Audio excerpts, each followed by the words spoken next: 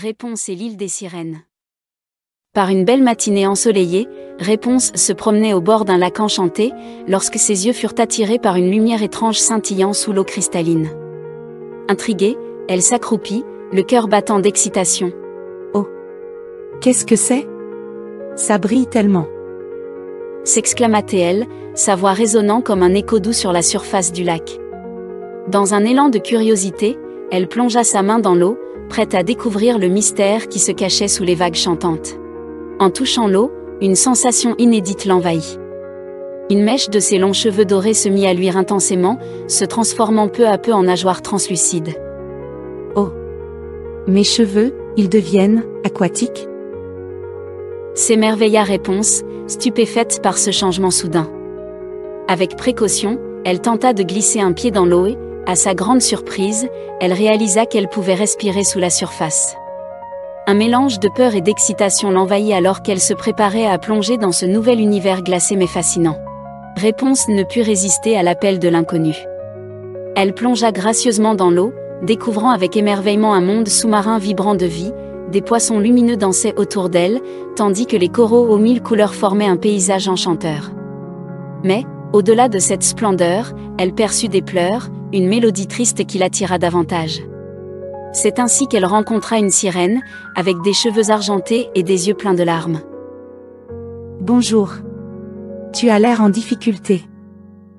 L'interrogea-t-elle, compatissante. La sirène, répondant à son appel, s'avança en frissonnant. Oh, s'il te plaît, aide-moi. Un monstre des abysses a volé le cristal de notre île. Sans lui, l'océan est en danger. Déterminée à aider la sirène en détresse, Réponse s'engagea dans une quête audacieuse avec la sirène Ondine. Elle n'avait pas le choix, elle devait s'enfoncer dans la grotte sombre où se cachait le monstre. Ne t'inquiète pas, nous allons le retrouver. Assura Réponse avec bravoure, son cœur battant d'adrénaline.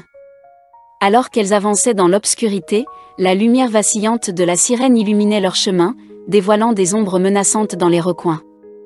Chaque battement de leur cœur résonnait comme un avertissement tandis qu'elles se rapprochaient de la cachette du monstre. La grotte était vaste et mystérieuse, ornée de stalactites scintillantes qui ressemblaient aux étoiles dans le ciel.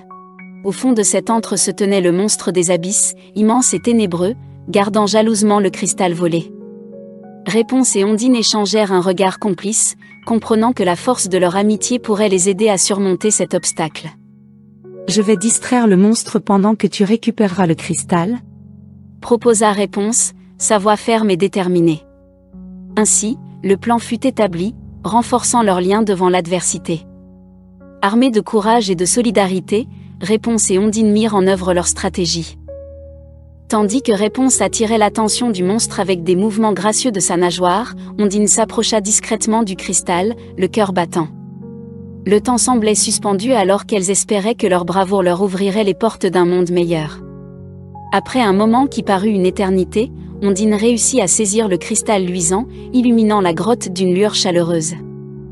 Avec le trésor récupéré et un sentiment de triomphe, elles se hâtèrent hors de la grotte, le cœur léger. Nous l'avons fait, Ondine. S'exclama Réponse, le sourire aux lèvres. Notre amitié a triomphé. Ondine la remercia chaleureusement, le cristal scintillant entre elles comme un symbole de leur courage. En sortant sous la lumière dorée du soleil, elles réalisèrent que le véritable pouvoir résidait dans la bravoure et l'amitié, et c'est ainsi qu'un nouvel avenir s'ouvrait pour le royaume sous-marin.